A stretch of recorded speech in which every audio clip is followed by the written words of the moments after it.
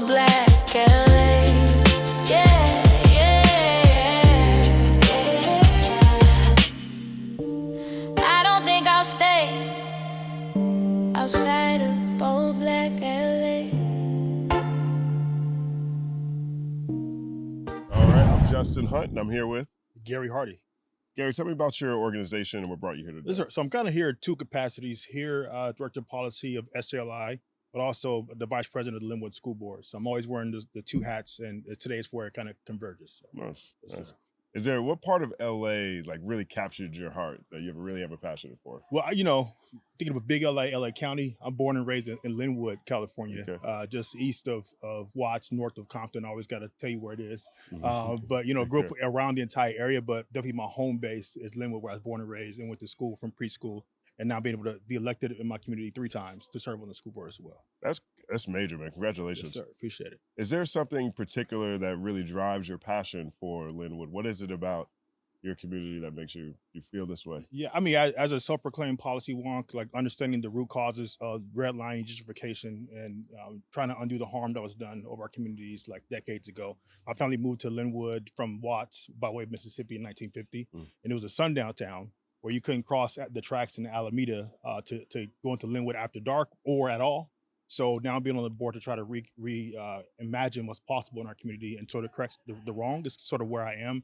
And believing that education is really the heart of doing that, repairing harm as well. It's what really drives my advocacy on the school board, but also beyond across LA as well. Well, I mean, that's a powerful, brief history lesson right there. I don't think people think of sundown towns in California. Right. I mean, it's one of those things that's like it's sort of the hidden oral tradition that we share as Black folks of what happens in and around LA, but there is definite racial segregation in our areas, and some of the remnants of that are still kind of existing today, right? Thinking about certain housing policies, thinking about the way schools are funded or underfunded, some of the ways in which we have communities that cannot generate revenue from their housing, their property taxes, for example, is all related to decisions around redlining back in the 30s. Well, if you look at the times we're in now, from a macro standpoint, from the spirit of this age and the challenges that we face, that you experience with your work in Linwood, from to what we all face from a political standpoint, or from, or even just some of the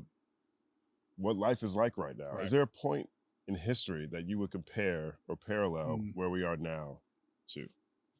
I don't know that I can. I think that, I keep hearing the term unprecedented times, which is true. But I think that the way I'm looking at it is really the reimagining of what's possible.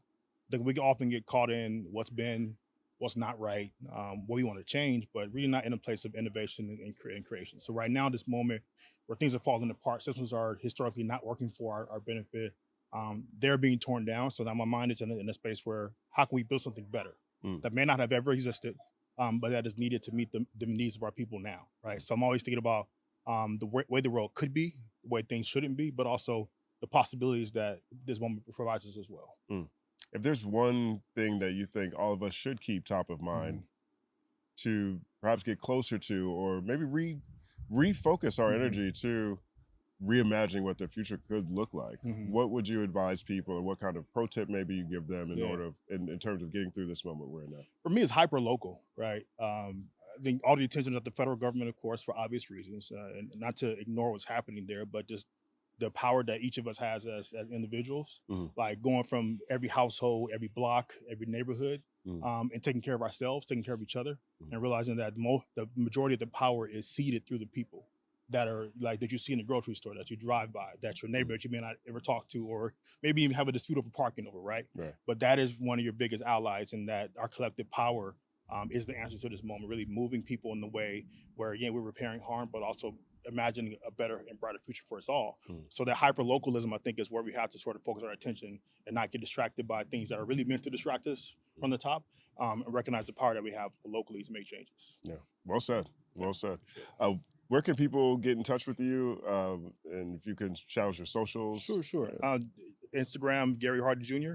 That's my public page, not the burner account.